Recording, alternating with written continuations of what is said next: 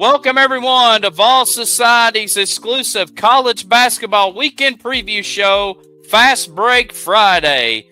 For those who are new to Vol Society, this, as I mentioned, is Vol Society's college basketball weekend preview show. We do this for college football, as you probably saw in other video installments, Tailgate Thursday. Well, now we go from the gridiron to the hardwood, as we will preview the upcoming college basketball games featuring our Vols, the Lady Vols, the SEC, and other games across the nation, all the way up to March Madness. So from January through March, it's your one-stop place for the upcoming weekend games for college basketball, as we will preview, obviously, the games on Saturday and Sunday. Obviously, there's other games throughout the upcoming week on the weekdays, but we're mainly going to focus on the Saturday and Sunday games. So let's not waste any more time. Let's dive into these games.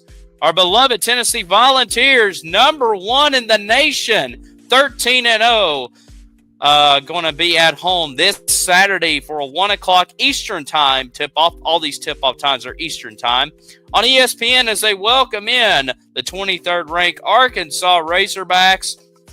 For those who are still making that adjustment from college football to college basketball, obviously this game has a lot of high emotions, as John Calipari, no longer at Kentucky, now at Arkansas. So, a long time SEC coaching rivalry, if you will, between Rick Barnes and John Calipari adds another chapter to this legendary, I guess you could say, friendly rivalry, if you will. And, of course, obviously the big storyline going into this game will be the return of former Tennessee All-SEC player Jonas Aidoo. Was on the Vols last year as our starting center. Now at Arkansas, his minutes have been cut quite significantly from Tennessee to Arkansas, only averaging about 10 minutes a game. But it's going to be a hostile environment. Prepare to hear the boo birds when Aidoo gets on the court and every time he touches the ball. So be interesting to see what happens there, but should be a fun little matchup. For Arkansas, Aidoo Thurio leads the way for the Hogs, averaging 17 points a game, 5 rebounds, 2 steals. And for Tennessee, have they found their next Dalton Knecht? It's very tough to replace Dalton Knecht, what he did last year, but Chaz Lanier has led the way for Tennessee, averaging 19 points per game and a really good three-point shooter. Does take a lot of threes, though, but he makes almost as much as he takes. So should be a fun one at the Thompson-Boling Arena. Arkansas and Tennessee, 1 o'clock ESPN. Our beloved Lady Vols will be back at the Food City Center or Thompson-Boling Arena, whatever you prefer, as they welcome in number 9 Oklahoma for a 3 o'clock game on ESPN Sunday. The Lady Vols, you talk about a complete 180 from last year to this year. Kim Caldwell doing a fantastic job in her first year as the Lady Vols head coach. Talisha Cooper playing very well, averaging 18 points per game. Oklahoma has a really good player in Reagan Beers. 17 points, 9 rebounds per game for herself. It's going to be a very high-scoring game. Both teams averaging over 90 points per game. To be exact, Lady Vols averaging 98, Oklahoma 91. So I don't know if they're going to light up the scoreboard, but it's definitely going to be a fun little matchup Sunday afternoon in Knoxville. All right, back to the men here as we take a look at some of these games in the SEC. A lot of great games for this opening weekend of SEC play. Number 6, Florida going to Rupp Arena to take on the 10th-ranked Kentucky Wildcats. Florida undefeated on the year, 13-0, just like Tennessee. Talk about Zach Golden kind of going through some controversy a couple months ago. It seems like that's all cleared out and hasn't hurt this team at all.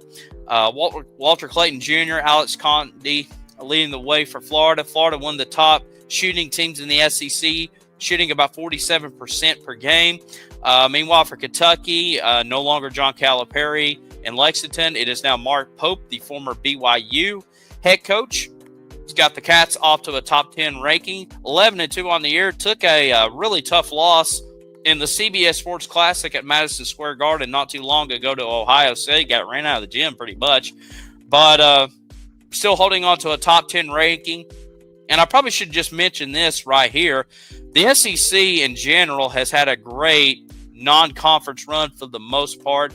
I guess you can say the quote-unquote worst record team in the SEC is South Carolina, and they're 10-3 on the year. So definitely been a strong showing for the SEC. But early game at Rupp Arena, Florida and Kentucky, top 10 battle. 12 o'clock in the SEC Network, we head to the Pavilion at Ole Miss, the 24th ranked Rebels, with Chris Beard as the head coach, welcoming in the Georgia Bulldogs. Georgia off to their best start in many years with Mike White. They got a 12-1 start. Their only loss is to Marquette, who's I think was ranked number 15 at the time when they lost to them. Georgia's been without their top player, Deshaun Montgomery, who had to serve a 9-game suspension early on the season, but now he's back and averaging about 16 points per game. Meanwhile, for Ole Miss, they got a great transfer, I think, from Virginia Tech named Sean Badula, averaging about 14 a game. So be interesting to see between Georgia and Ole Miss coming up this Saturday. 2 o'clock SEC Network, Humphrey Coliseum in Starkville, 17th ranked Mississippi State welcoming in South Carolina. 2 o'clock on the SEC Network. Mississippi State, Chris Jans has done a nice job at Mississippi State, taking this team to the tournament in the past, and off to another great start. Got some great players in Josh Hubbard, Kayshawn Murray, and Claudell Harris Jr.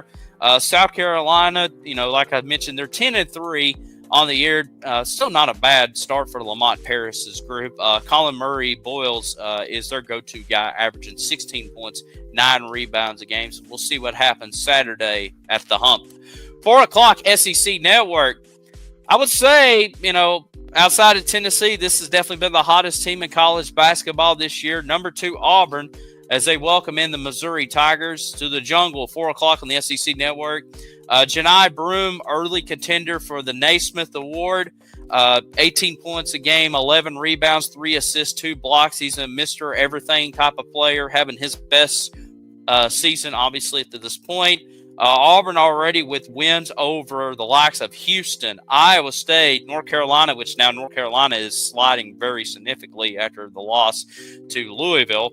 But going back to Auburn, another, wins over Memphis and Purdue and Ohio State, who just beat Kentucky. So Bruce Pearl does have this team clicking right now. Meanwhile, for Missouri, they're having a pretty good year, too, for Dennis Gaines, who's kind of was on the hot seat coming into this season, but off to an 11-2 start, has a win at home against Kansas. So be interesting to see, can this dominating Auburn run continue on, or can Missouri pull a big upset win on the road? 4:30 ESPN2. Vanderbilt taking on LSU from the Pete Maravich Center. Vanderbilt 12-1 start. First-year head coach for the Commodores. Jason Edwards and Devin McLaughlin leads the way for Vandy. Meanwhile, for LSU, 11-2 on the year. Pretty good start for Mike McMahon's group. Cam Carter, Jordan Sears leads the way for LSU. Man, Jordan Sears has been at LSU forever. Still contributing. It's kind of nice to see some of these players stick around for many years, especially this recent wave of transfer portal and all that NIL and all that fun stuff. But really cool to see. But it'll be Vanderbilt and LSU. Another huge top 15 game in the SEC will take place at Tuscaloosa, Alabama. The 5th-ranked Alabama Crimson Tide taking on another undefeated SEC team, number 12 Oklahoma. Porton Mosier has Oklahoma off to a fantastic start, picked near dead last in the SEC preseason standings. Probably not at 16th place, but it was definitely near the bottom. 12-0 start, 13-0. Jeremiah Fears leads the way for the Sooners, 18 points per game, and Jalen Moore are doing a good job for Oklahoma, also 17 points per game. He's from Birmingham, so returning back to his home state. So definitely be a lot of homecoming emotions for that. Meanwhile, for Alabama, 11-2 start for Nate Oates' group. They took a loss to Oregon, which right now Oregon is ranked number 9 in this week's AP poll. So not a bad loss there. And I think Purdue was the other loss, which they kind of lost pretty significantly there. But, still a pretty good, another solid Alabama team. Mark Sears, Grant Nelson on that Final Four team last year. So we'll see what the Crimson Tide can do in this one against Oklahoma. Sneaky, underrated game this weekend in college basketball. And you can see it on the SEC Network. And then finally, 8 o'clock on the SEC Network, Texas taking on Texas A&M. We don't have to wait long for this one. Two rivals obviously meeting for the first time in many, many years in a conference game. 8 o'clock on the SEC Network. Buzz Williams group, 11-2 start. Seniors Wade Taylor IV and Anderson Garcia leads the way for the Aggies. Meanwhile, for Texas, Trey Johnson averaging 19 points per game for the Longhorns. It's going to be a fun matchup at Reed Arena Saturday night. All right, some games across the nation will get you out of here. 2 o'clock on CBS, third-ranked Iowa State. We mentioned they lost to Auburn. That's their only loss so far this year. They welcome in Baylor. Tennessee fans will remember Baylor when we played them down in the Bahamas and beat them pretty significantly. Of course, they played that overtime game with St. John's that night before. Just kind of ran out of gas by the time they played us. But still, Scott Drew's group still doing fairly well. Actually, I think they're 25. I wrote 23 on the graphic there. But either way, just kind of hanging on to the top 25 ranking. Meanwhile, Iowa State, Keyshawn Gilbert, Curtis Jones, Joshua Jefferson, 3 great players full of the Cyclones. So it should be a fun little matchup Saturday in the Big 12. Big 10 game, believe it or not. UCLA, number 15th in the country, 11-2 on the year, going to Lincoln to take on Nebraska, 11-2 for them. UCLA led by Tyler Bialadu and Kobe Johnson.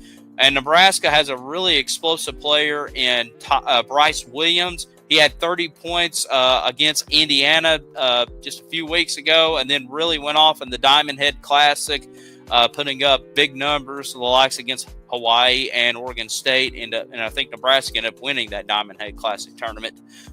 So should be a little fun game in the Big Ten. Yes, this is a Big Ten game, UCLA and Nebraska. And then our final Saturday game, number 4, Duke, heading to Dallas, taking on SMU, 2:15. This is on the CW. For those, once again, coming into college basketball late, the preseason National Player of the Year, Cooper Flagg, a freshman from the state of Maine, basically kind of fitting that same mold of a Christian Laettner and a J.J. Redick and even last year of a Kyle Filipowski, kind of just talented freshman, getting a lot of buzz, a lot of praise, and he's living up to the hype. 16 points per game, 8 rebounds, 3 assists. You're going to hear Cooper Flagg's name a lot here in the next couple of months for the Duke Blue Devils. SMU first-year head coach Andy Enfield, previously at USC, and before that took Florida Gulf Coast on that magical run in the NCAA tournament. So this is his first year in Dallas. And, of course, this is an ACC game, believe it or not. And then finally, we have a game on Sunday that we'll preview. Number 7, Kansas, 9-3 on the year, believe it or not. Heading to Orlando to take on the UCF Knights. UCF 10-2 on the year. Not a bad little start for the Knights. We'll see if they can kind of hang on to that. Meanwhile, for Kansas, took a shocking loss to West Virginia at home on New Year's Eve. It was a big favorite in that game, but suffered their first Big 12 conference loss, I think, in like almost 35 years. It was just remarkable seeing that. But Hunter Dickerson, who's been in college basketball, feels like for 20 years, still on this Kansas team for the second year in a row, averaging a double-double per game. All right, that's going to wrap it up for Fast Break Friday. Hopefully you can catch out some college basketball this weekend, and obviously we'll be back here next Friday at noon to preview the upcoming weekend basketball game. So until next time, have a great weekend and enjoy the hoops.